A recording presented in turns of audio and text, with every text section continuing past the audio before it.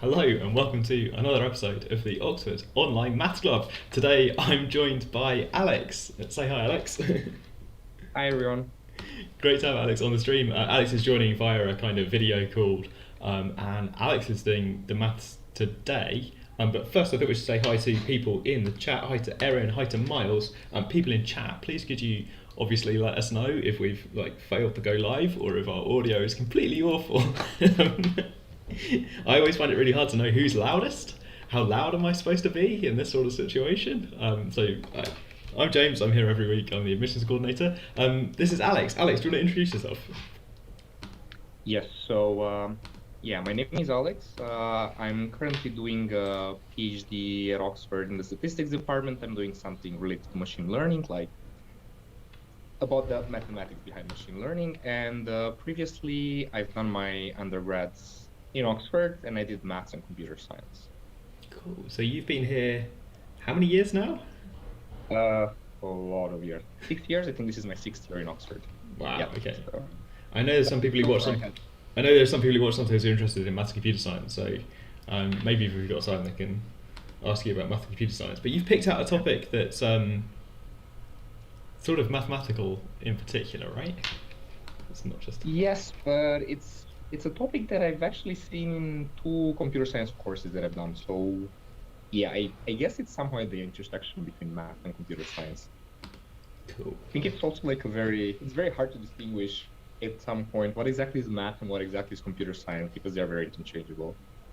I think that's the joy of doing the joint honours course, right? You get to play in both worlds. Okay. I think you know that we always start the show by asking chat how their day is going, so I'm going to try and do that now. Hi chat, how's it going? How are you? We usually have a poll as well, which I'm trying desperately to switch on.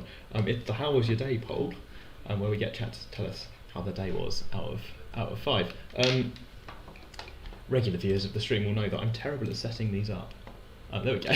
Alex, how's your day going today? Yeah, so far it was okay. I had some technical difficulties with with the internet connection before, but yeah, except that everything was fine.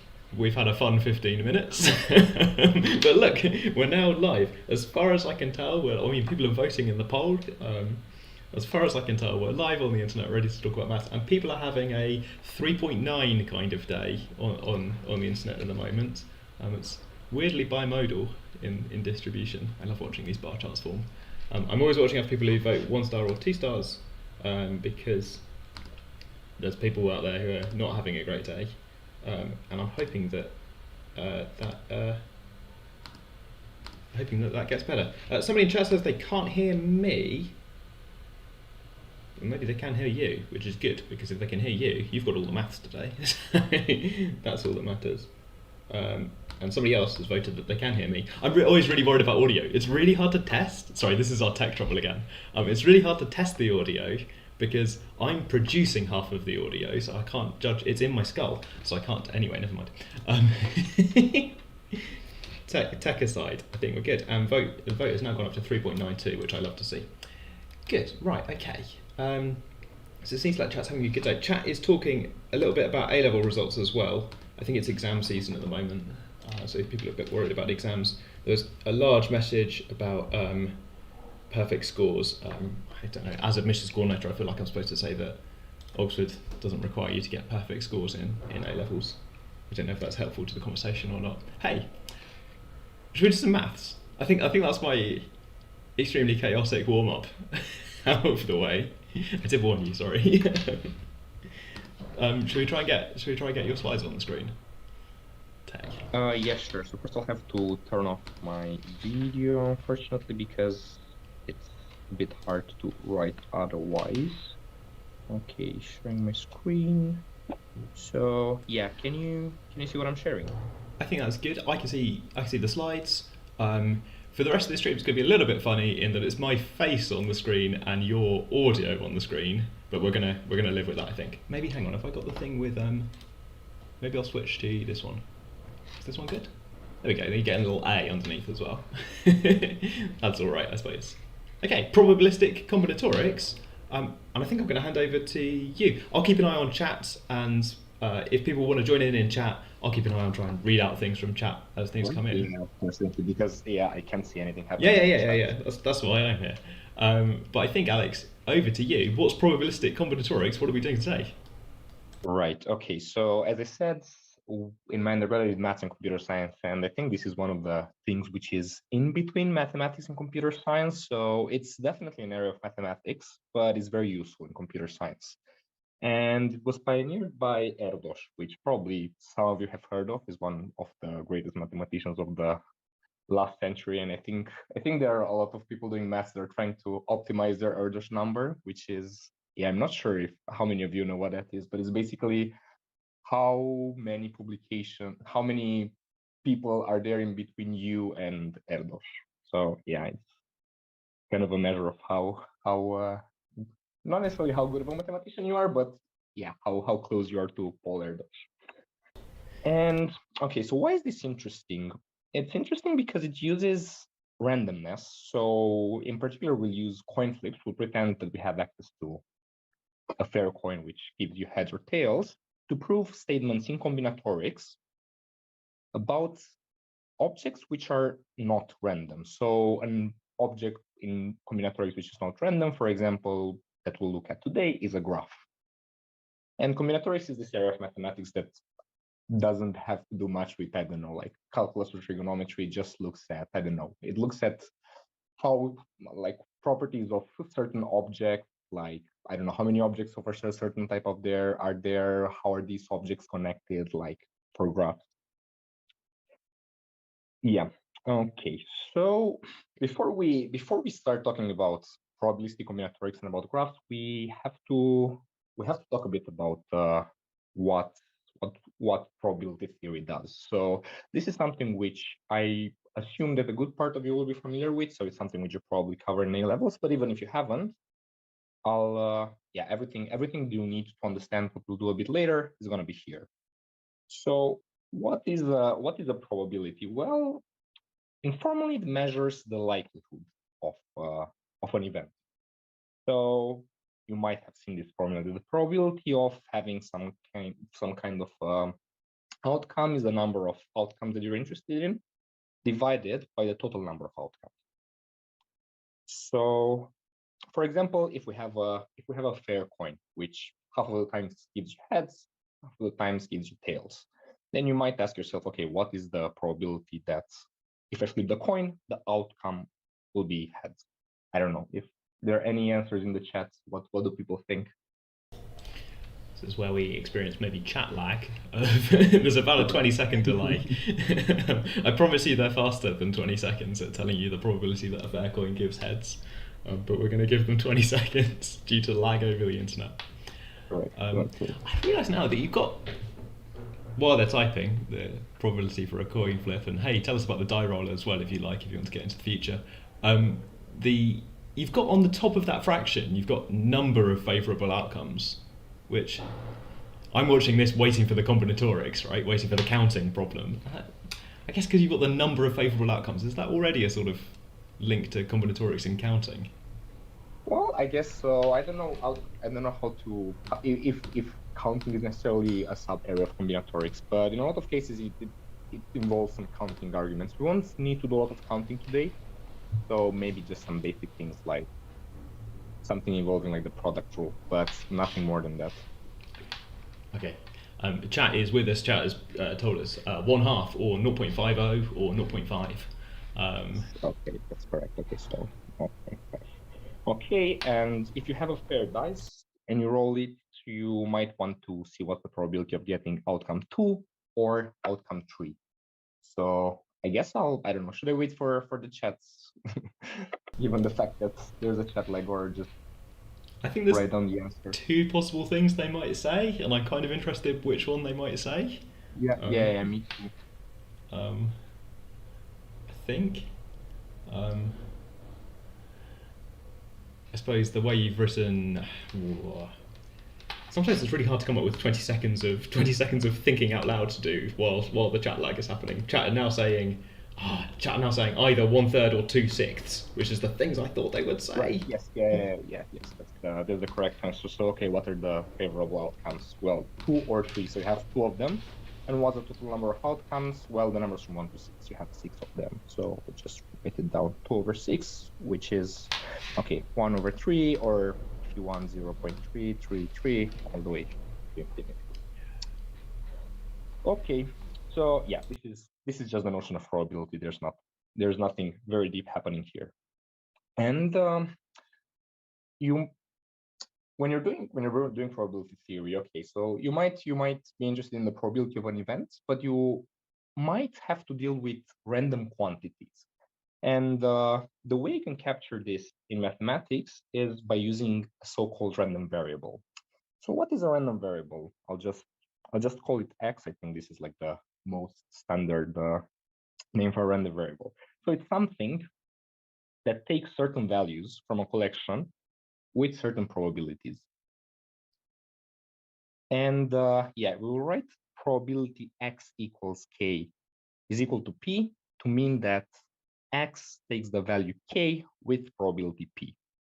But this might be a bit confusing because I don't know, there are like two equal signs, there's a probability. So let's look at two examples to understand what a random variable is. So if I want X to be the outcome of tossing a fair coin, then what do you think would be the probability that X equals heads? Namely, that the outcome is heads. So is this the new notation for a thing that you just asked us about, right? It's still a fair coin, and it's new notation, but it's the same. Just a different way of writing it, but yeah, basically asking the same thing. Well, what's the probability of seeing the outcome? So X is the outcome of your term. So that would be exactly like before, 1/2, which is again 0.5. And what is the probability that X equals tails? Well, it's still 1/2. So there are two things that can happen. X can be heads or X can be tails. Each of them happen with equal probability because you have a fair coin. So this is for, yeah, this is if you're looking at the outcome of a fair coin. But yeah, what would happen if we look at the outcome of throwing a fair dice? Then what would be the outcome? What would be the probability that X equals 2? So this asks what is the probability that if you throw a fair dice, you see the outcome 2.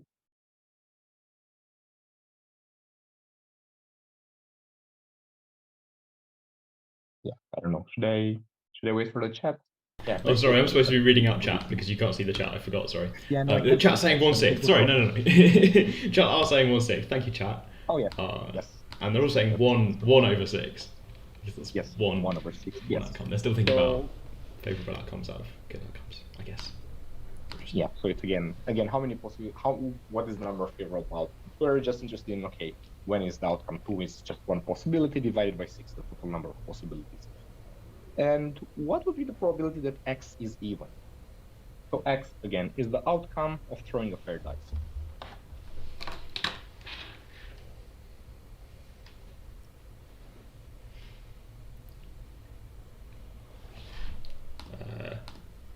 Chat are now saying, I feel like maybe I should have set up some polls for this. I'm sorry, chat, that I haven't built loads of polls. I did the how was the day poll and then not lots of voting ones.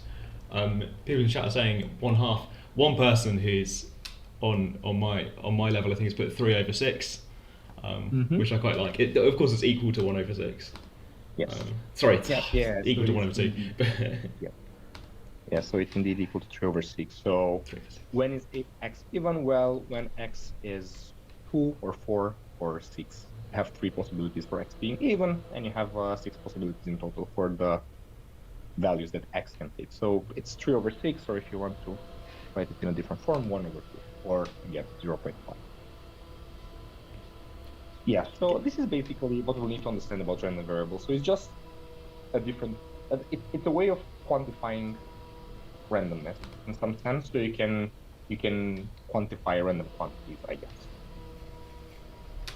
Okay, so let's look at another example. This might look slightly more complicated, but it's basically the same as before. So let's say that we have a class of 10 students, and they all have to take a math exam, and the results are as follows. So one student gets a 4, unfortunately. 2 get 5, 2 get a 6, 3 get an 8, and the rest get a 10. And we are going to look now at a random variable, which we'll call x, which is the grade obtained by a student selected at random from this class. Let's try to write down what is this x. So x is equal to 4 with what probability? What's the probability that x is equal to 4? I'll just call it P4. What does the chat think? 20 seconds again, which I'm going to fill by saying sorry for the background noise on my audio. There's a sort of building site next to me. One person's very quickly said 7 out of 10. I went and closed the window, so I missed the question. Somebody else has put 1 out of 10. Somebody else has put Yes. 1 out of 10. Yes. So okay. So what are the answers that people are thinking about? 7 out of 10, I heard, and 1 out of 10. Yeah, those have both got some votes at the moment, either 7 or 1 out of 10. I see, so there are 10 students. We don't know which one's which. Yeah, we don't know. Right, because you're picking a random we have student. 10 students, and we know that, okay, if we're looking at how many got the 4, we know, yeah, like the text tells us that 1 student gets a 4. Okay.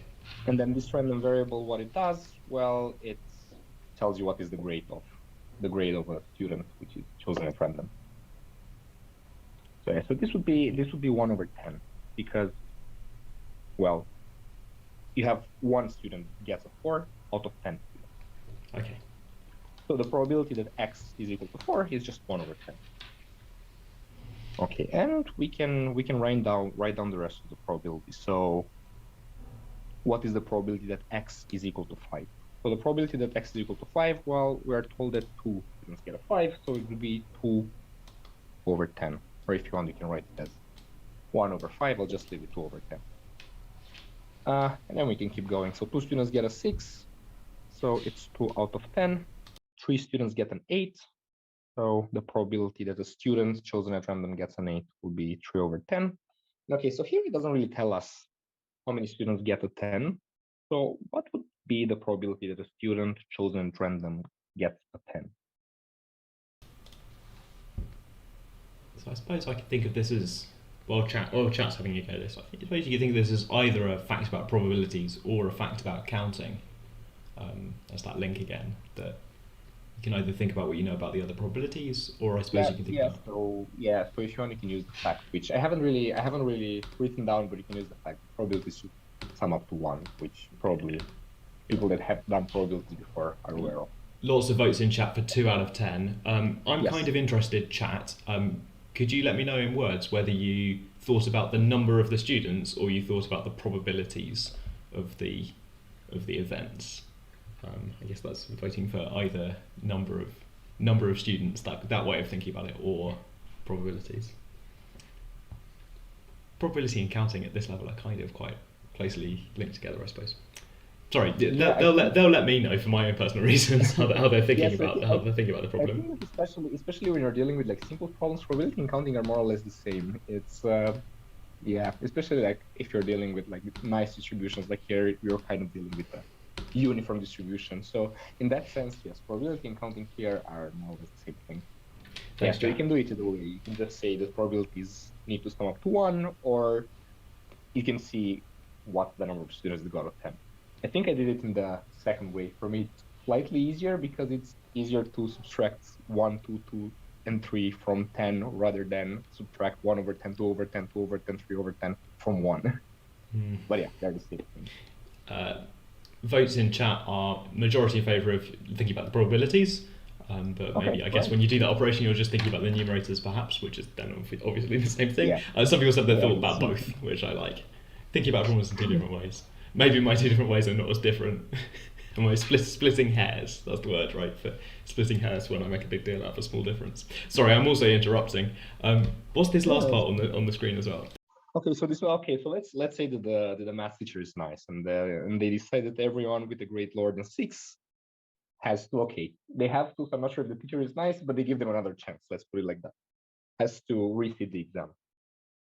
And Yeah, the question would be, what is the probability that a randomly selected student does not have to resit the exam? Okay, and there's a vote in chat. I think it's just disappearing off the bottom of the screen for viewers at home at the moment. Someone put in seven out of 10. I guess 7 out of 10. Oh, this is, yeah, I didn't compute it that fast. Yes, it's 7 out of 10. Okay, and how did people in chat come up with this? Someone is 7 out of 10. They've also apologised for answering earlier, but I think it was clear. They put it. Oh, then maybe ages ago when they said. Ages ago. I get it now, and they said 7 out of 10 at roughly the time we wanted a 1 out of 10, and we were pretty concerned. Good. Okay, I'll just write down like, okay, one way of figuring this one out. So it's P6 plus P8 plus P10. So you're just adding up all the probabilities associated with people that had a grade at least 6. Yeah, and this turns out to be 7 over 10. Or you can use the fact that, okay, the probability of an event and the opposite event need to sum up 1. So what's the probability the person has to resit the exam will be P4 plus P5. And then you subtract that quantity from a 1, you still get 7 over 10. So yeah, there are like many different ways to answer this question. Okay, good. So I hope that people are now pretty comfortable with the notion of a random variable, because we'll still keep talking about random variables, but we'll switch to something else. So we'll talk about the expectation of a random variable. So this is a number associated with a random variable, and it's somehow the average of the values it takes, but you weight that average by the probability. So if you want to write it in more mathy terms, I guess, you would say that, okay, if my random variable takes values from this set, 0, 1, 2, 3, all the way up to n, then we define the expectation as the following sum. So the value 0 times the probability that your random variable takes the value 0 plus the value 1 times the probability that x takes the value 1 plus 2 times the probability that x takes the value 2, and so on up until n, when you get n times the probability that x equals n. So you can think of this as just the average value of your random variable. Called expectation, but yeah, the best way to think about it, I guess, would be to just think of it as the average. Yeah, so I wrote here 0 times probability that x equals 0. Obviously, this is equal to 0. I just wrote it down just to emphasize the fact that you multiply the value it takes by the probability that it takes that number. But yeah, you can, if you want, you can leave that out of the definition. It doesn't change. Okay, so this is the definition. It might look a bit complicated because it's like a sum involving numbers and probabilities, but let's look at a few examples to clarify this a bit more. So let's suppose that we have, again, a fair coin, but now the outcome of the fair coin can be either 0 or 1. So we'll look at numerical values. And let's say that x, the random variable x, is the outcome of this flip. And yeah, so how would you determine what the expected value of x? I think the first thing to do is to just write down the probabilities. So we have two possible values. X, the outcome is 0, and the other possible value is x equals 1. So the probabilities in each case, as we discussed before, are 1/2. Okay, and now I'll just use the formula that was on the previous slide for the expected value of x. So this would be the expected value of x equals 0 times the probability that x is equal to 0 plus 1 times the probability that x is equal to 1. Okay, and this, yeah, so this is 0 times something. I'm not even going to bother to think about what that something is, even if it's 1/2. So it's just 1 times the probability that x equals 1. Well, it's just probability that x equals 1, and it's 1/2. So I think this is intuitively should be obvious that if you have a fair coin, which gives you 0 or 1, then what's like the average of the outcomes? Well, it should be 1/2 because that's kind of in the middle. That's the average of the two values. And we can look at other random variables. So let's look at the outcome of a fair die. So what do people in the chat think will be the expected value of x, where x is the outcome of a fair die?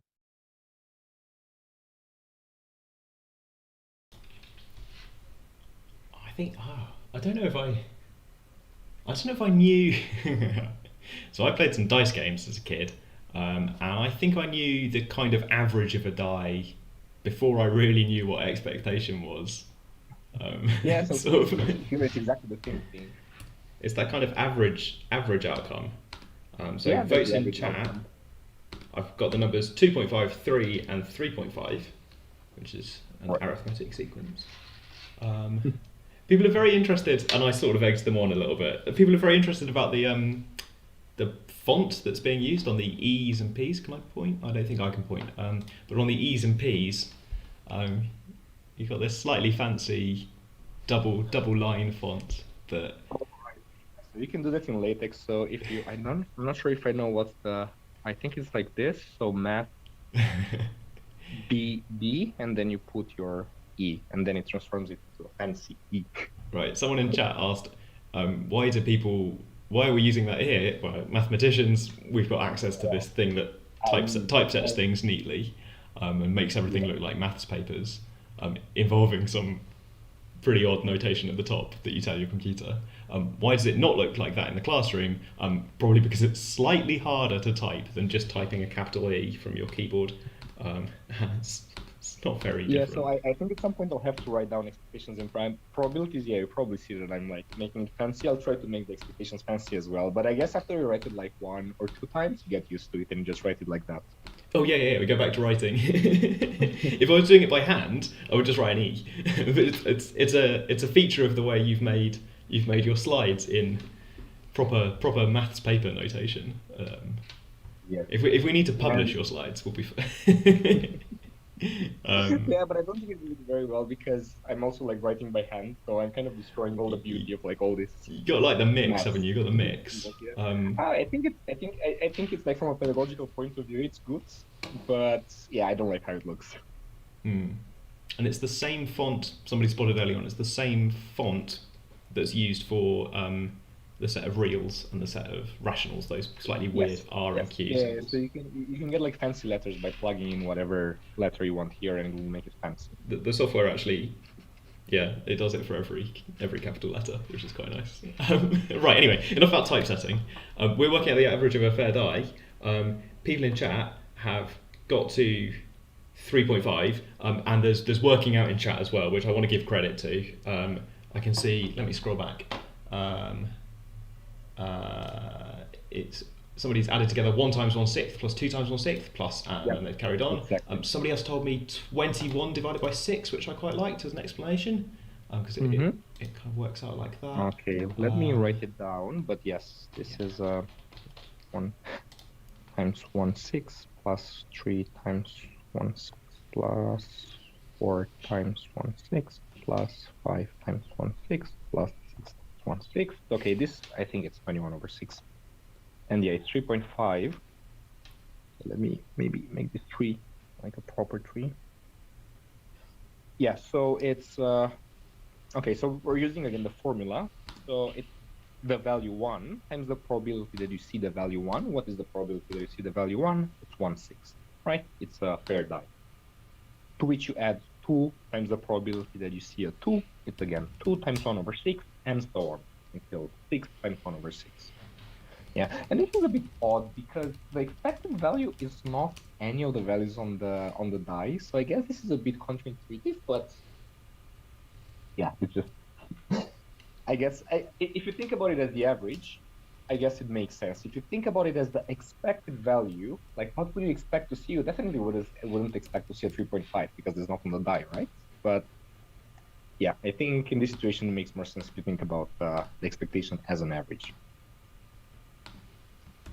Right, okay, and there's yeah, so if you look at the example with the exam results, so yeah, I don't know, should we wait for the chat to see if they get an answer, even if here the I feel like we made chat do the easier. We made chat do the easier exercises, so if we don't let them do the harder calculations, what's going on? I think there's I'd like to say something after they've done the calculation. I don't know. I don't want to skip it, if that makes sense.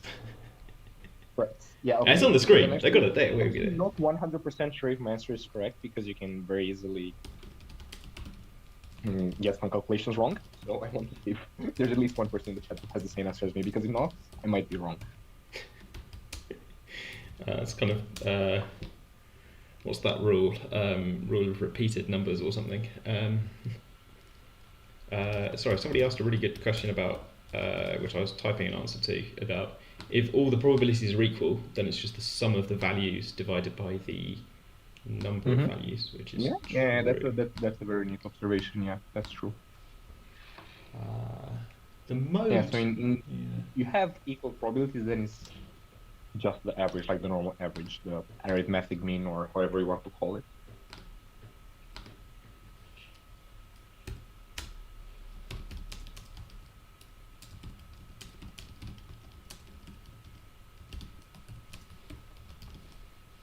Okay, chat. As somebody's just said the number 7. Oh no, multiple people have said the number 7. Okay, good.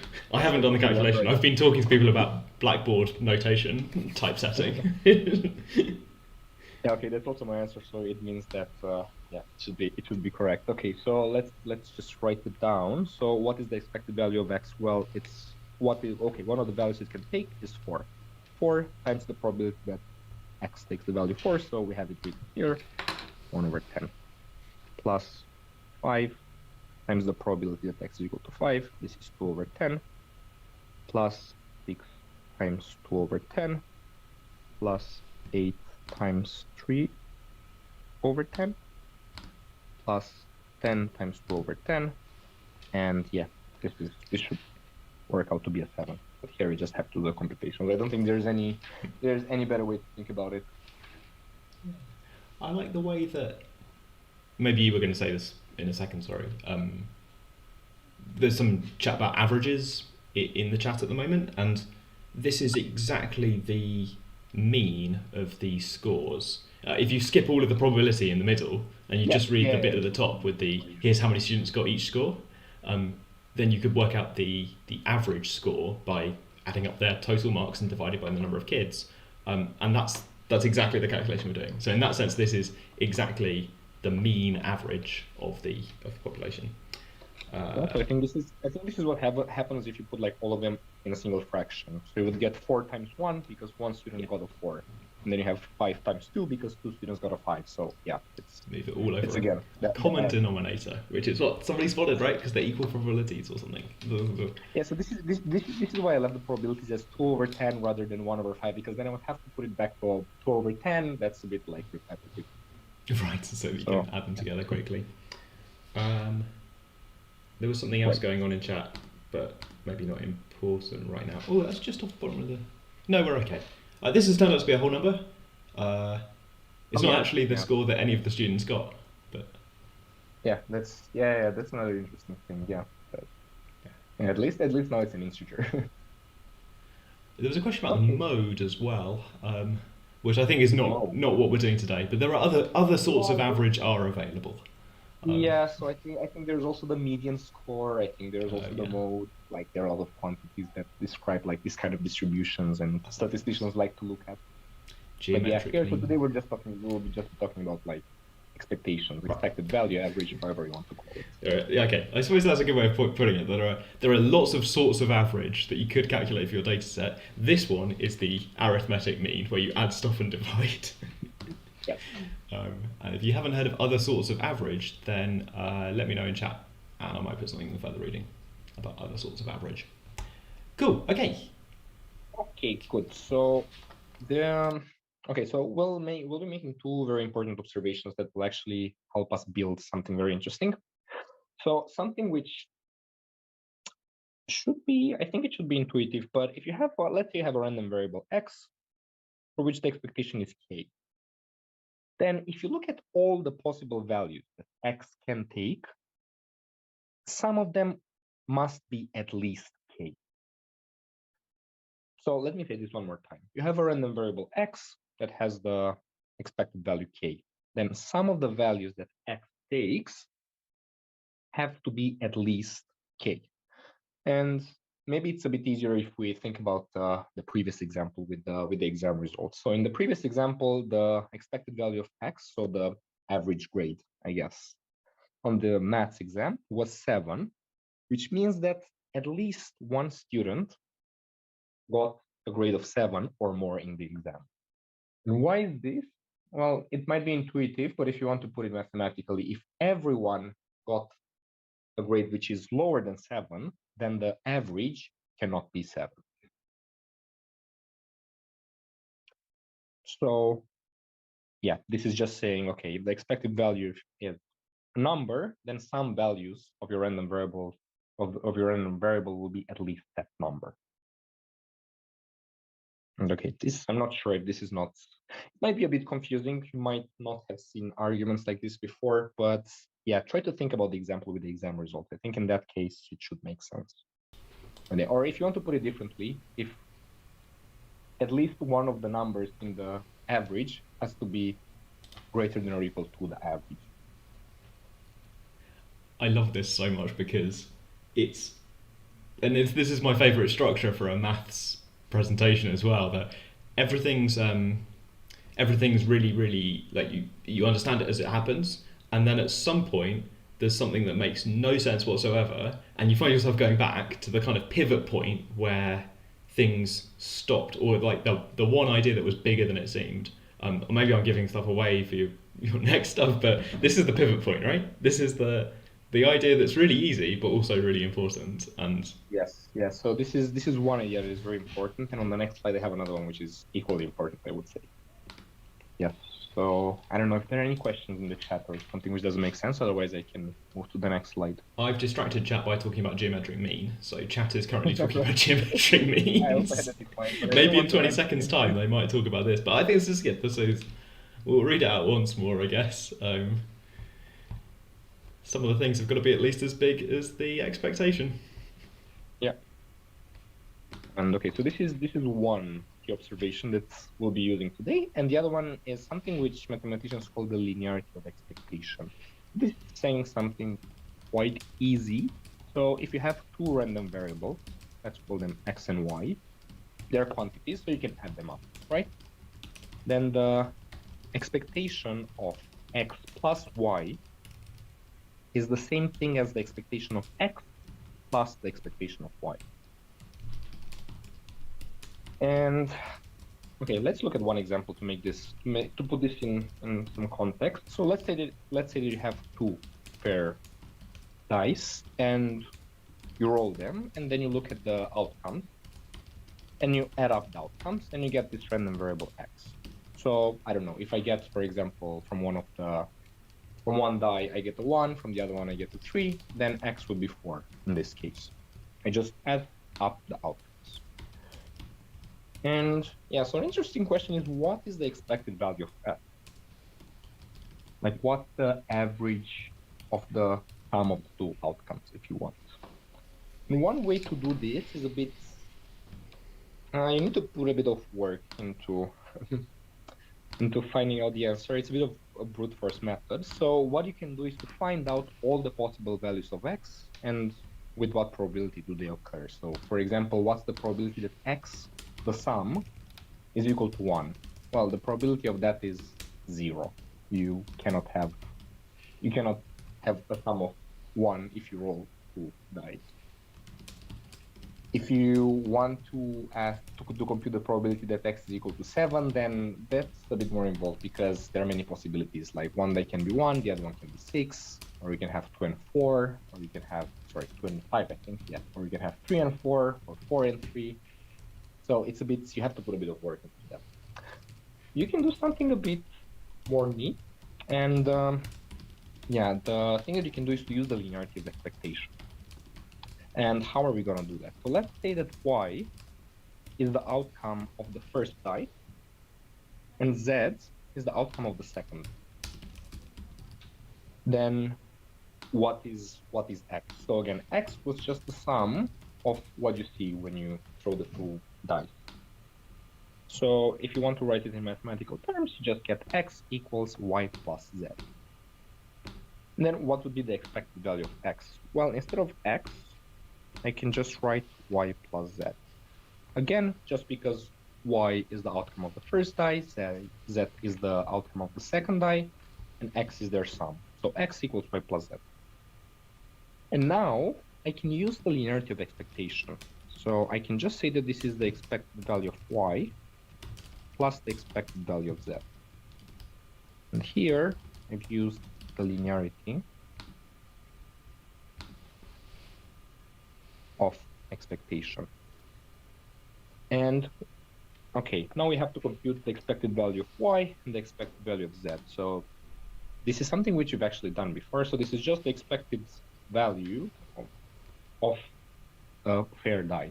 We just previously said that this is 3.5. So the first one would be 3.5. The second one would be 3.5. So the answer is 7. And we managed to prove that the expected value of x would be 7, which again might be intuitive, but if you want to write it down using the first method, it will take like, I don't know, you would need to write a lot more lines than these 3 lines here. So this is this is one way in which you can apply the linearity of expectation. It's actually saves you some time. Yes. So yeah, what does the chat feel about this property? The one person said, aha, expectation is linear, and somebody else said, is this too off topic? Since expectation is linear, is there such a thing as a probability matrix? Probability matrix. You can have matrices in which the entries are probabilities. They're, I guess Markov chains are one example, but yeah, we're not going to talk about that today. It's something which you like. If you do some more advanced probability, you start talking about matrices which have probabilities as entries. But this is not really related to that. Yeah, I suppose matrices are sometimes called linear algebra, which is maybe the link that they're thinking about. Matrices sort of obey some similar stuff, but so it's not that so an expectation kind of behaves like a matrix because matrices are linear. Like if you apply a matrix to the sum of 2 vectors, is the same thing as applying the matrix to the 2 vectors and adding them up. So but that's also true about like multiplication and addition, right? Like if you want to multiply 10 plus 2 by 7, then you can just multiply 10 by 7 and multiply 2 by 7. So these are I guess there's like a general name for objects in math which have this property, linear operators. And the expectation is a linear operator, indeed. Well, that sounds very fancy now that we've used the word operator, right? Right, linearity is a thing in lots of different places. But here is the linearity of expectation that we're interested in right now. So somebody in chat wants to know why it's true, which is... why it's true? Well, you can try to actually write the proof yourself for that. But you would have to... it's kind of a brute force proof. So it's kind of similar to... You'd have to do something similar to this argument here. So you'd have to write down the formula for the expectation of x, and then the expectation of y, and you'd have to figure out what are the possible outcomes of x plus y, what are the probabilities associated to that, and if you put everything together, you see that you actually get 2 equal sums. There might be easier proofs, but I'm not aware. At least if you want to define expectation as an average. Is it worth saying that expectation doesn't behave nicely with other stuff? I think the expectation of x times y? So the expectation of x times y, in some cases it is the expectation of x times the expectation of y if your random variables are independent. But usually that's not true. Okay. Sorry, not linearly independent, just independent. That's from linear algebra. This is independence is a property which allows you to say that the expectation of x times y is the expectation of x times the expectation of y. Right. So this is a fact about linearity of expectation that is quite subtle and maybe hard to imagine. But the variables don't have to be independent. No, they don't have to be independent. They can be as correlated as.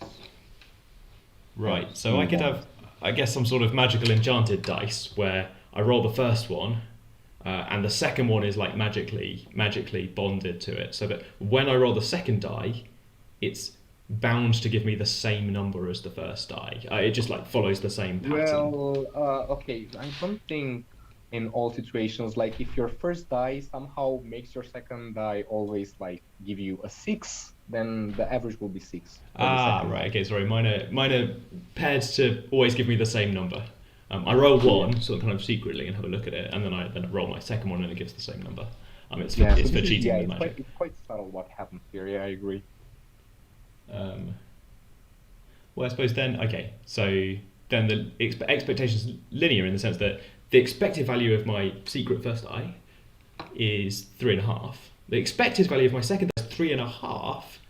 Even if you know that it's going to give the same number as my first die, because still you don't know what that is, so 3.5. And then the expectation of them added together is 7, even though they're not independent. That's maybe not a very good example with the magic enchanted dice. Here I'm hiding like throughout this whole talk. I'm kind of hiding the assumption that all my random variables are independent. It might happen that they're not independent, but yeah, I just didn't write it down because it makes things a lot more complicated. But intuitively, yeah, like don't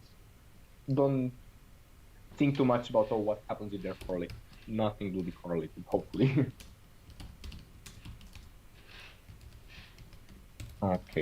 Okay, so let's look at a different example with the linearity of expectation, but let's use a more general form of linearity of expectation. So before we had something like the expected value of the sum of two random variables is equal to the sum of their expected values.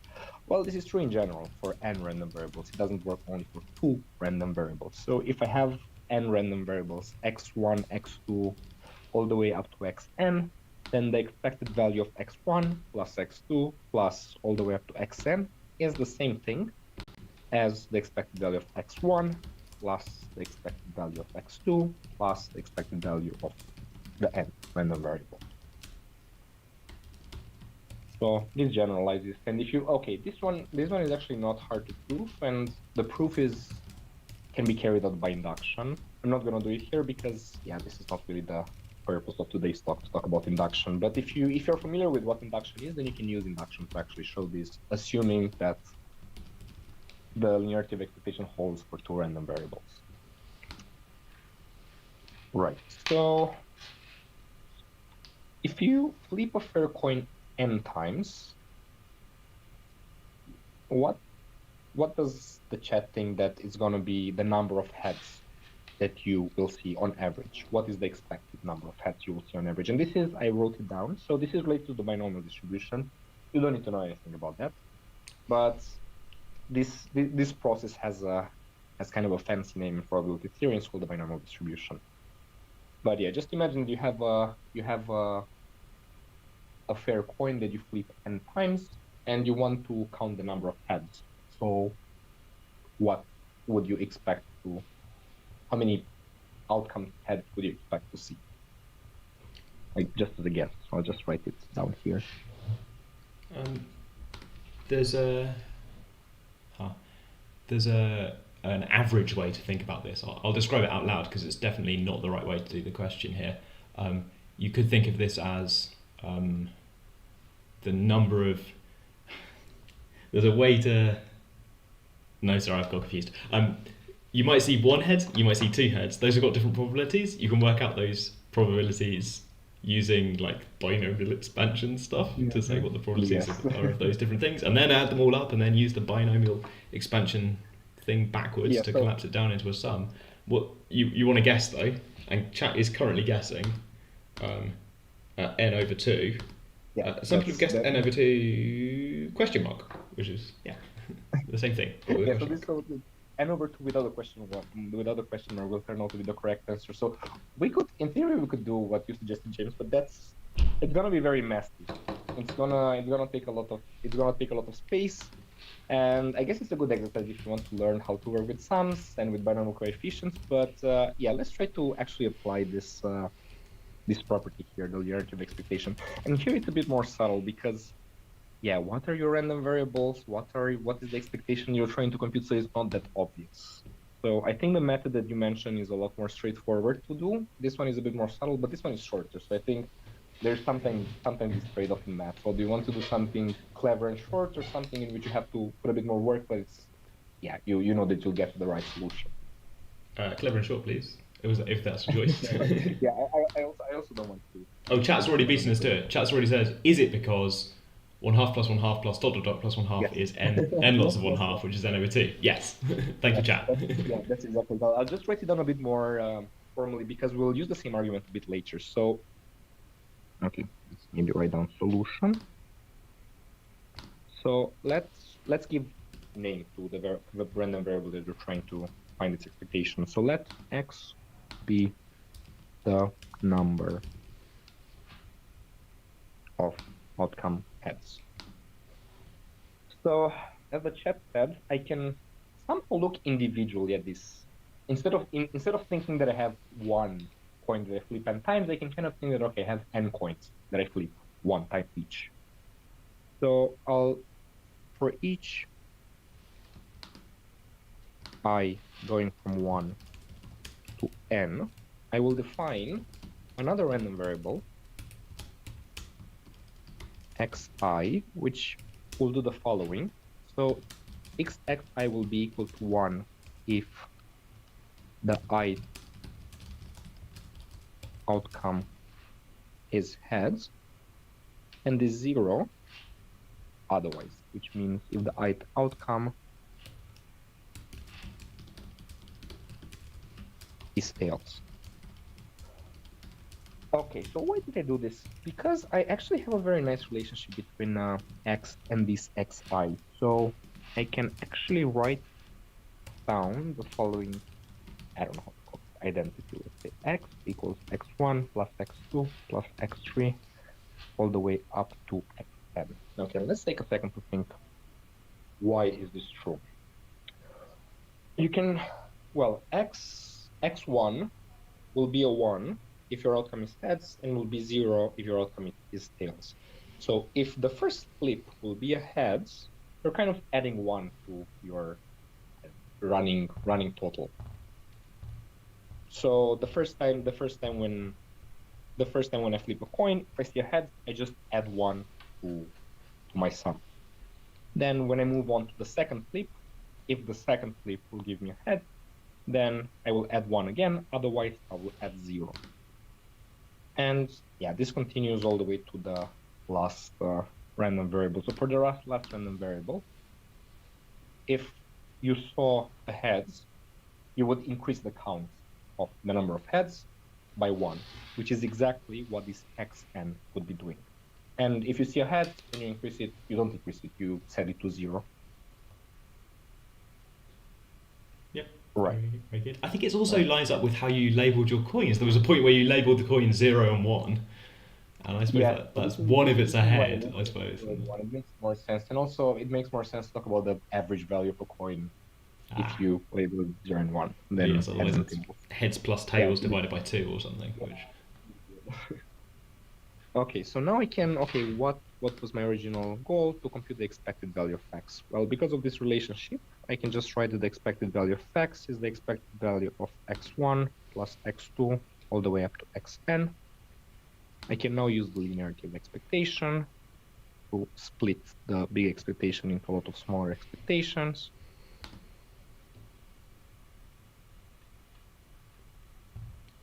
Okay, and each one of these is 1/2.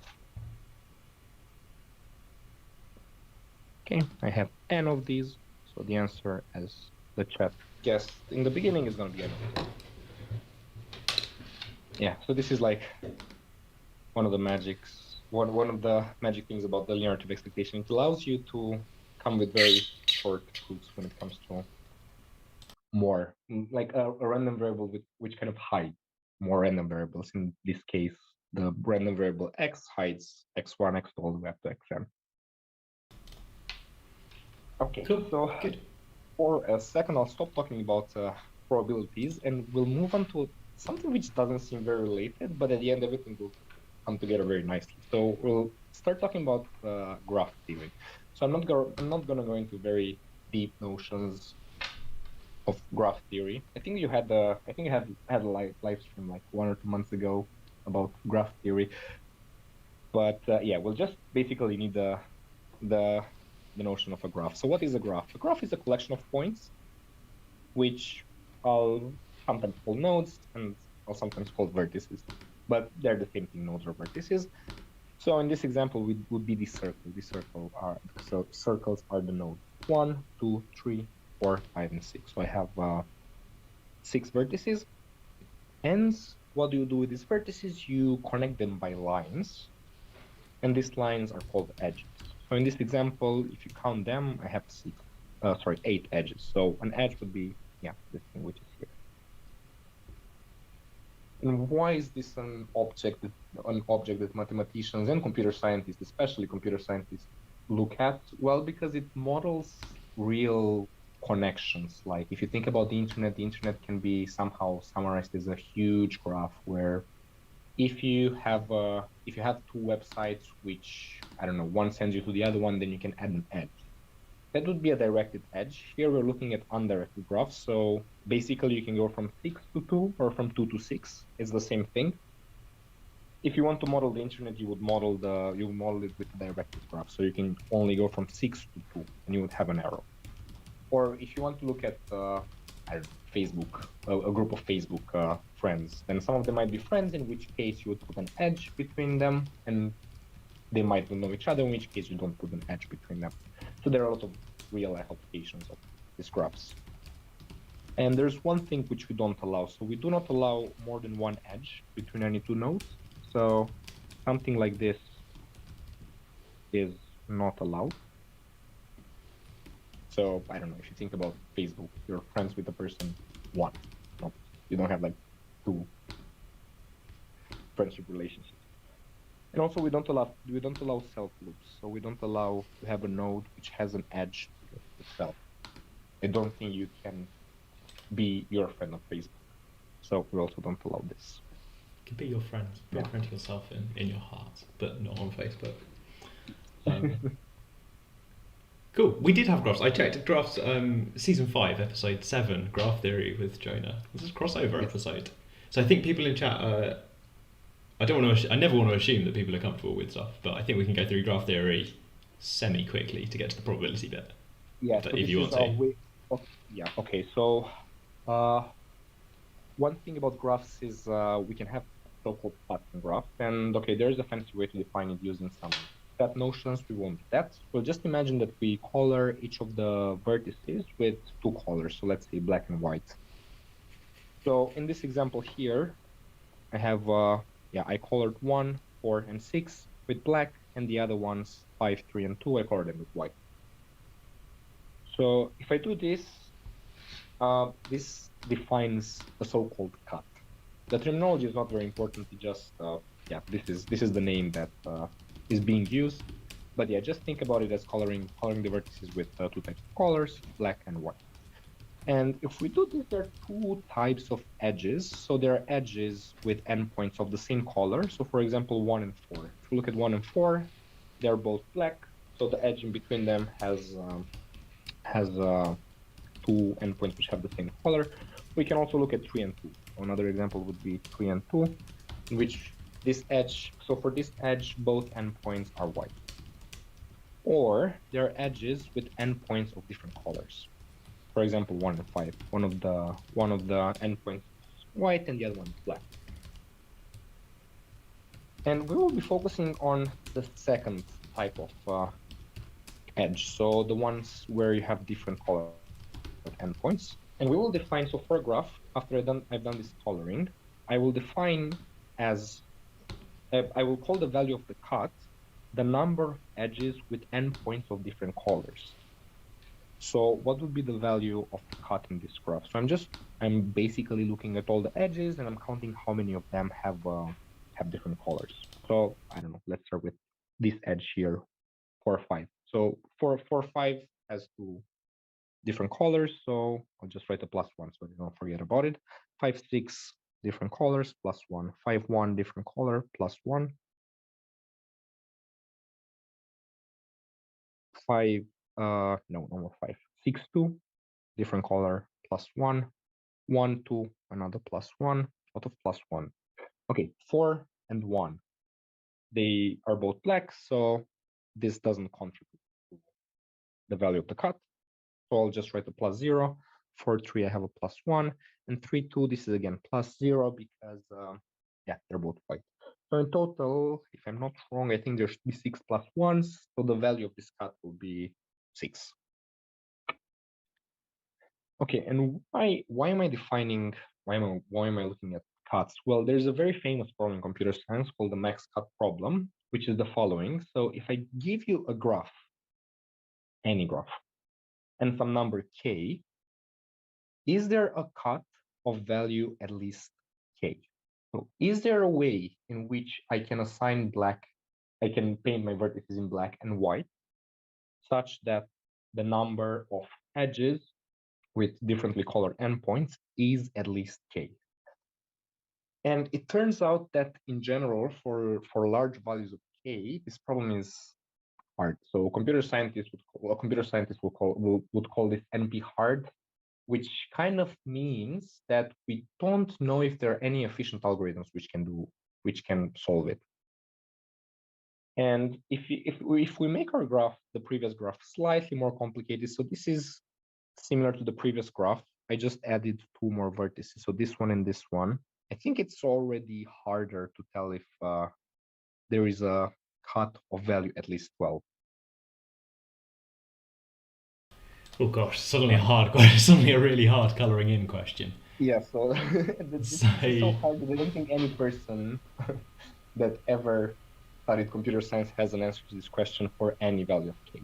So I see. So for given any graph and algorithm to decide, and a value of k, given a value to decide. Yeah, it's hard, isn't it? So you want to do. I kind of want to do. My intuition is I want to do a sort of checkerboard pattern, so that I've got black and white for checkerboard squares. But here, that'd be quite nice because then the squares would be next to each other and they'd be all different. Here, the connections are just completely all jumbled up, so I can't really see how. I guess that I could take the one with lots of edges coming out of it. I could color that one color, and all of the others a different color. That gets me some of the way. But yeah, some of those are connected, so I'm missing out. It could work, but I don't think it works for any graph. So this is the problem. There might be for specific graphs, it might work if you, I don't know, assume that each edge has a certain number of, each node has a certain number of edges. We might be able to come up with like a fast way of solving it, but in general, it's very hard. And I mean, you can try thinking about it. If you manage to solve this problem, you will win $1 million. You will answer I think you would answer something which is even harder than P versus NP. So this is very related to the P versus NP question. Wow. If K is 1, I can do it because I can color it. Okay, right. Sorry. So I'm doing small values of K first, right? It's my training to build up from small values. So the problem with, we'll prove in a second that for small values of K, not even small, but like moderate values of K, the answer will always be yes.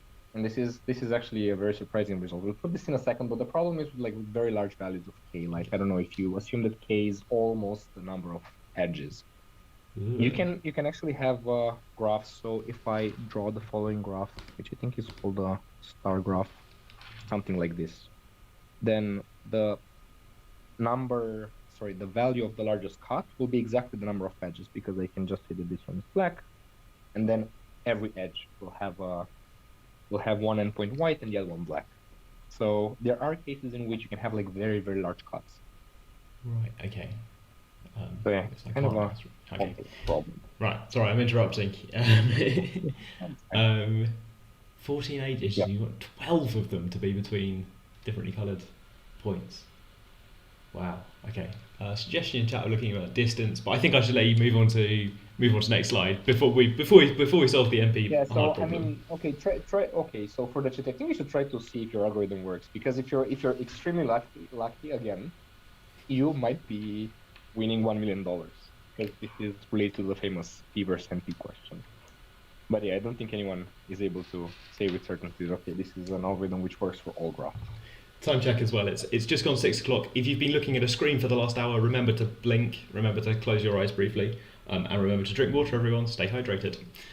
This is your 6 o'clock reminder to be human. Okay, so now we'll kind of move towards the last part of this talk. So we'll prove the following theorem, which is, I think, quite a surprising result. So if I have a graph with m edges, it will always have a cut of value at least m over 2, so the number of edges divided by 2. So it means that in every graph, we'll be able to find a moderately large cut. So if I were to put it in different words, so no matter how complicated or how large the graph is, you can always assign black and white colors to the vertices, such that the number of edges with differently colored endpoints is at least half the number of edges. And one thing worth mentioning about this statement is that it's entirely deterministic, right? Like it's a graph, I don't know, any graph. It's a graph, but there's no randomness in graph. They're just like nodes, connections, everything is deterministic. And it says that, okay, you can find a cut with value at least m/2, again, entirely deterministic. And now we're gonna prove this, and we're gonna prove this using coin flips. This is where kind of the magic of probabilistic combinatorics kicks in. So we'll do a proof, which I think for pedagogical reason is good to split it in 3 parts. It's not a very long proof, but I'll just split it in 3 parts to make sure that it makes sense. So in the first part, we'll assign colors at random. Then we will, because we assign colors at random, we have already introduced randomness, so we can compute the expected value of the cut, and then we'll arrive at the conclusion. Okay, so let's do the first part. So we have a graph and we assign colors at random. So how do we do this? Well, let's imagine that we have a fair coin and we flip it for each of the vertices. If the outcome is heads, let's say you color with white. If the outcome is tails, you can color it with black. Yeah, James, can you pretend that you have a fair coin and you do coin flips? Sure, yes. I'm now a coin flipping machine. We actually discussed this before, and I had time to find a coin, but then I didn't. Even better, because then it's going to be random. Can be random? Okay. Let me know when you would like some coin flips. Yeah. You can tell me what's the sequence. I need 6 coin flips. Oh, okay. Heads, yeah. Tails, heads, tails, heads. Okay, thank you. So I guess it looks quite random. Okay, so for vertex 1, the flip was heads, so I leave it. I color it white. I just leave it like this. Vertex 2, it was heads. I leave it like this. For vertex 3, it was tails, so I'll pretend that I'm coloring it black. For vertex 4, it's heads again. For vertex 5 is tails, so I color it black, and vertex 6 is heads. Okay, so we have defined the cut using a coin, or if you want 6 coins. So let's just quickly compute the value of the cut. So here I have a +1, here I have a +1, here I have a +0, here I have a +1, +1, 0, +1, 0. So 1, 2, 3, 4, 5. So I think the value of the cut is 5. I'm not wrong. Okay, and we said that the value of the cut, there is a cut with value at least half the number of edges. So the number of edges here, I think, is 8. So this is my m, and then m/2 will be 4. So we definitely found the cut, which has value greater than m/2, which is great. Now people are going to think that I fixed the coin flips. So that's yeah. So if you do it again, it might happen. For example, if all of the throws will be heads, then the value of the cut will be 0 because everything will be colored white. That's not good. Okay. If all the coins will give you tails, then again we get 0 because all the nodes will be colored black. So that's again not good. But yeah, so because we're using randomness, we're somehow managing to find the good cut. Yeah, and I think we're also a bit lucky. It might happen that the value of the cut is not m/2. Okay, so this is what you do in the first step. You pick each vertex and you color with black and white. And now let's compute the expected value of the cut.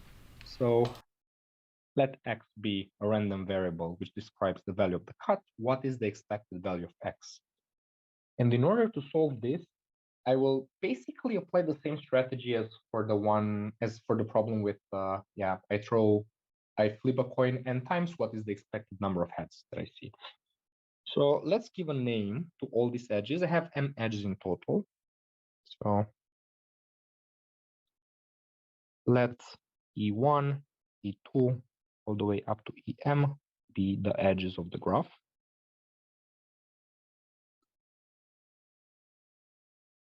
And I will do what we did before. So we defined n random variables, which when we sum them up, we got exactly the value of x. I will do this thing here, but now I'll have m random variables.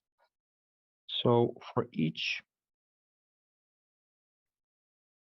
I going from 1 to m this time, I will define a random variable x, let's call it xei, which is 1 if the endpoints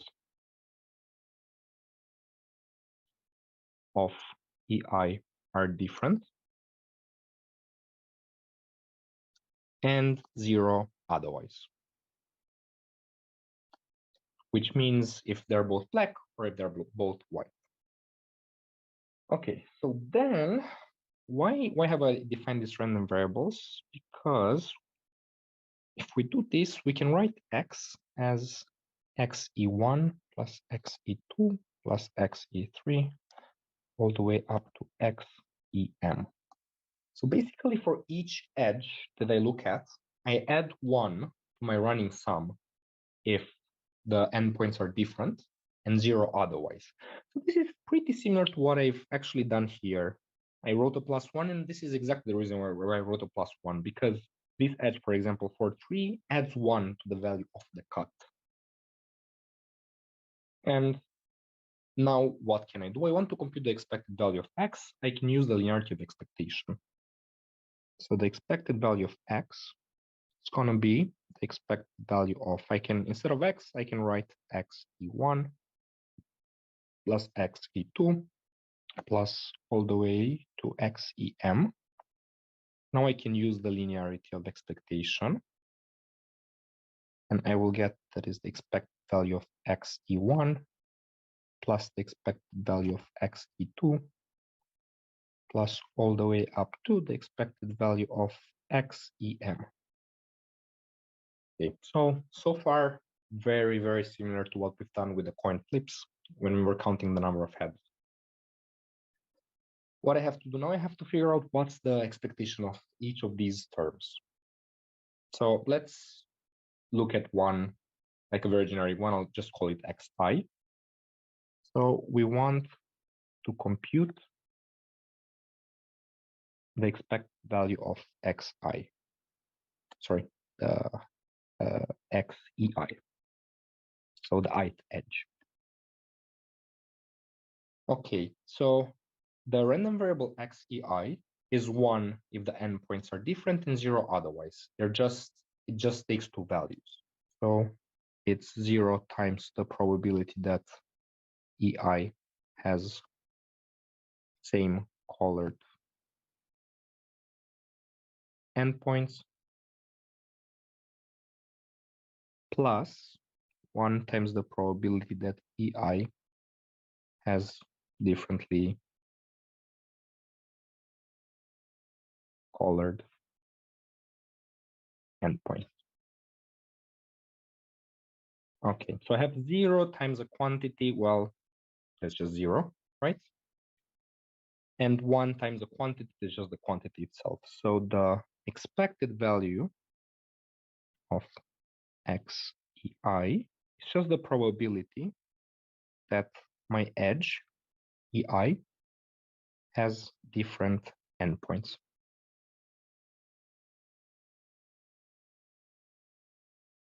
Okay, now we have to just compute what's the probability that an edge has endpoints of two different colors. So if I just assume that my edge something like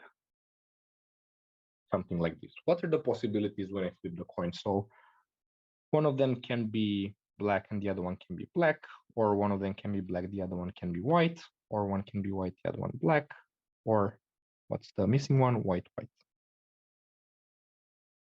Okay, so how many favorable outcomes do I have? I want to see in how many of these cases ei has differently colored endpoints. So just these two here. So it's 2 over how many possibilities do I have? Well, I have 4 possibilities. Black, black, black, white, white, black, white, white. 2 over 4, so this is 1/2. Okay, so the expected value of x EI is 1/2. And this EI is just any edge. I didn't look at a particular edge, I looked at any edge. So the expected value of xe1 will be 1/2, the expected value of xe2 will be 1/2, and so on. All the expected value of all these random variables that I have defined is exactly 1/2. So it's 1/2 plus 1/2 plus 1/2 plus 1/2, and I have m in total. So this turns out to be m over 2. This is very similar to what we've done before with the coins, but now we just had to put a bit more effort into figuring what's this expected value, because for coins we already know that this quantity is exactly 1/2, whereas here we had to compute it. And the way we computed it, we just looked at all the possibilities and how many of these are actually okay, like differently colored endpoints. Okay, so this is the proof for computing the expected value of x. I know it looks like it's very long, but again, it's just done what we have previously done with the coin flips. And yeah, if you look at it one more time, if it was not clear because there's like a lot of writing, you'll see that it should be, if you understood that one, you'll also understand this one.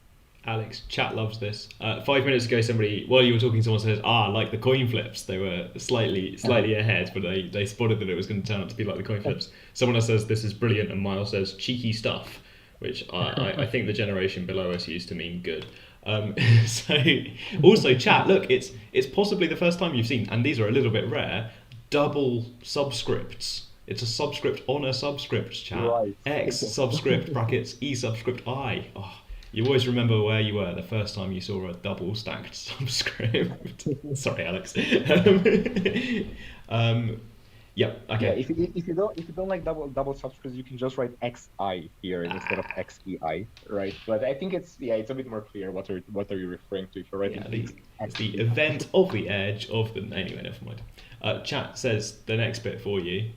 Chat says, since the average is this, that tells us that there exists a way of cutting the graph. Right.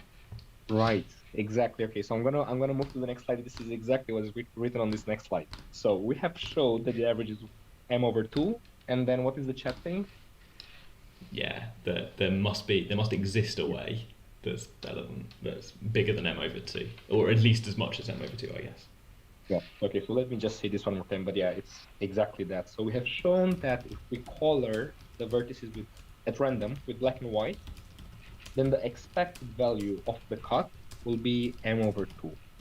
And using the very first observation which we made about expectations after we looked at a few simple examples, it's exactly the same type of observation. So among all the possible colorings, there has to be one in which there has to be at least one coloring in which the value of the cut will be at least m over 2. So if the average is m over 2, then there has to be at least one realization in which we have at least m over 2. And yeah, this basically concludes the proof. It's so good. I'm sorry, it's just so nice. It doesn't tell you anything about how to do it, right?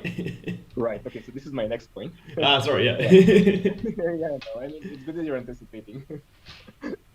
Right, love a non-constructive proof. But okay, I think the very first thing which is like fascinating about it is that we had a completely deterministic statement, right? Like it was something about graphs and cuts, and we proved it using coin flips. So we proved something that is purely deterministic using randomness, which I think is very surprising. And this is I think one of the things that Erdos was very well known for. He was using these arguments, like neat arguments like this all the time to prove statements in combinatorics.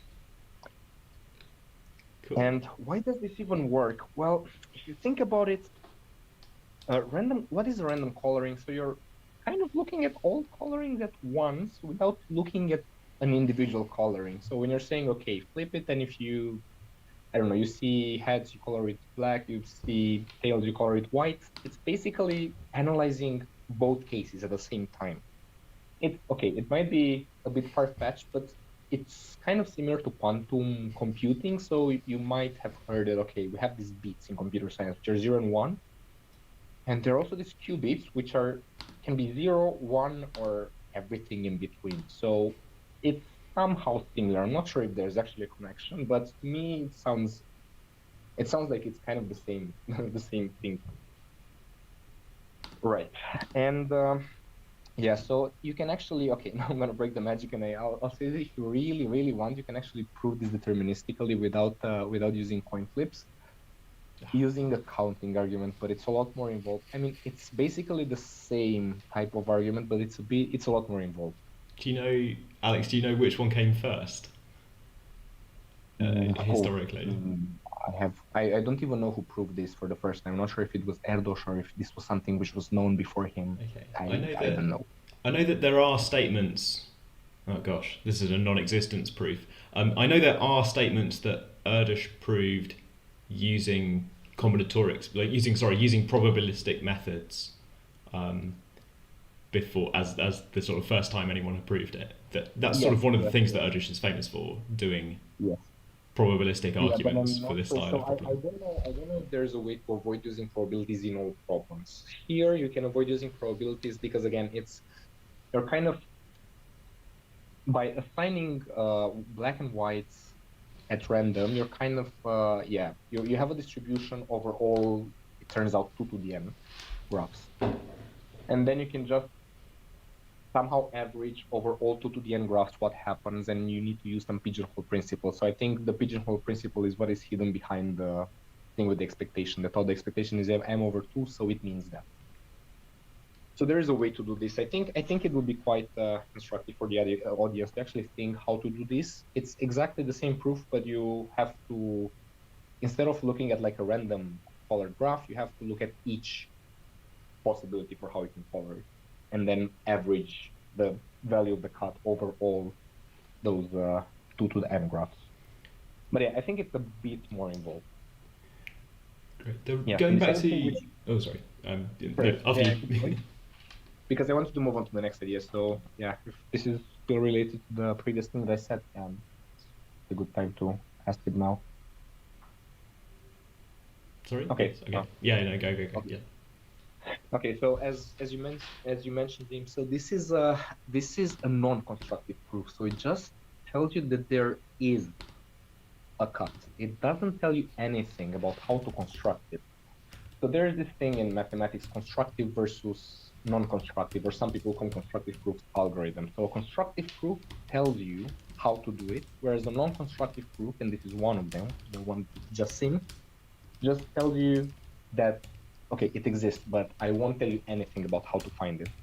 So in some sense, if you want, it might not be a very good example, but on this planet, there are definitely 2 people with the same number of hairs, because we are like, 8 billion people. We definitely don't have more than 8 billion, individual hairs. So there has to be 2 which have the same number of hairs. It's something like this. It doesn't tell you, okay, how to find those 2 individuals. It tells you that there will be. Right. But if you like this, you can actually look up for something which is called the de-randomization. The de-randomization method, which uses something a bit more advanced, the conditional expectation of a random variable. And that will actually give you an algorithm, or if you want a constructive proof of how to find the cut with value at least m over 2. But yeah, that's something which so if you choose to do computer science, you'll definitely see that at some point if you take some algorithms course. Yeah, but so for today, I decided just to stay on this like non-constructive side because it's a bit easier and it doesn't involve any conditional probabilities or conditional expectations. But yeah, so if you'll ever do some theoretical computer science or algorithms course, then you'll probably stumble upon this idea of de-randomization. Thank you very much. Cool. It reminds me, sorry, going back to your pivot point, that bit in the middle where you said if the expected value is some number, then there must be at least one way to have at least as much as that expected value. I phrased that terribly. What was the phrasing on your slide, sorry, for that important and easy? Yeah, let me go back. Yeah, very important observation. There you go. Yeah. Right, if e of x is k, then among all the possible values, some must be at least as big as k. So I think this is somehow a hidden pigeonhole principle, something like that. I think I've seen. I'm trying to remember what it is. I might put a note in the further reading if I can find out what it was. But I think I've seen another proof that's like this in number theory, where they needed to prove that something happens in number theory, and they used the idea that if the expected value is bigger than 0, then it has to happen at least sometimes. I mean, yeah, I guess this is the same type of proof, but yeah, I don't know exactly. Like this can be applied in a lot of places, and I've seen it applied a lot in graph theory. But yeah, I know that you can somehow you need to actually understand these things a lot better, and you can talk about like cliques and independent sets in graphs, and you can prove that at least one clique or one independent set of a certain size has to exist within each graph. You using somehow a similar argument based on probabilities, not on expectations. And if you like stretch that far enough, you can actually prove that Fermat's last theorem has to have solutions modulo n, or something like that. Fermat's last theorem modulo n. Yeah, modulo n. So okay, so Fermat's last theorem famously there's no solutions in normal arithmetic. But modulo n. Okay, right, we've got to go and try and relate this up. We're in the stage of the live stream where we just vaguely remember related things, and that's what the further reading's for. Yeah, so I didn't put any slides with further reading, but if you want to learn more about these things, so you need to understand probability theory pretty well. So you can look up on Wikipedia, for example. I think it's called the probabilistic method. I'll just write it down here. So this is called the probabilistic method. And yeah, if you go on Wikipedia, you'll actually see a section where they talk about I think it's called the expectation argument. They might use it for something different, so not for graphs, but for, there's another very similar problem, which is called the maximum satisfiability problem in computer science, but it's about like logical formulas with or and ands. It's a bit, I don't think it's as nice with graphs, but they're related. A lot of other stuff going on. Not sure we negotiated this beforehand. We've got a couple of minutes here. Are you happy to take questions, Alex? Oh yeah, of course, yeah. Yeah. Okay, do you think I can stop sharing so that people can actually see my face rather than... Oh yeah, should we do a switch? Okay, let's do the switch. Yes. I can't quite remember how we do this. Oh, okay, so I think this... You stop sharing slides. This is also gets filling the 20 seconds. Okay, I think it was fast enough so that it doesn't create like an infinite... Okay. Thank you, Alex. Good to have your face back on screen again. There we go. People are talking about mechanics a little bit. I've tried to reply in chat. I do mechanics. You don't do mechanics on maths and computer science? No, we so as a maths computer science undergrad, you don't... you can't... Okay, you might be able to take, but most of the people don't take any applied maths courses. So you usually take like pure math, and yeah, the more theoretical computer science courses that the TS department has to offer. If you really want, you can also take applied maths courses, but yeah, it turns out that people doing maths and computer science don't want to take applied maths courses. Yeah. And the actual question in chat earlier was about whether you need to have done mechanics units before, and even for maths where we teach dynamics, we teach it from first principles at Oxford, so we don't assume that people have seen it before. We also teach it using more calculus and things like that at university because we can. Miles asks, how far have we gotten in finding an algorithm for cuts? We've seen m over 2. Can we do better? Oh, I don't know. I actually don't know. It's a good question. So just based on this argument, I don't think you can improve it. There might be slightly smarter ways in which you can like assign colors, but to be honest, I'm not aware. Like, yeah, I'm pretty sure that it's still like a pretty active area of research, I would call it, in computer science, because people want to like usually in computer science, either people say, okay, this is the best thing that we can get, or if they don't have the best thing that they can get, they keep trying to improve the last thing that they got. So I'm not sure which one of those things is the case here. Seems to me like the sort of thing where we've got this argument that's not too bad at all. So surely there's some really, really complicated argument that does, I don't know, I would guess 0.6 times m or something.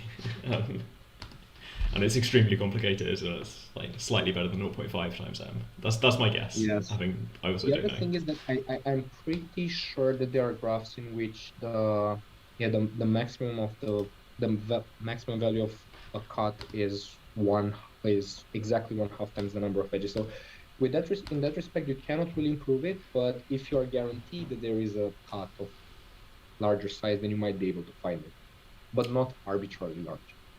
Okay. And last question, I think.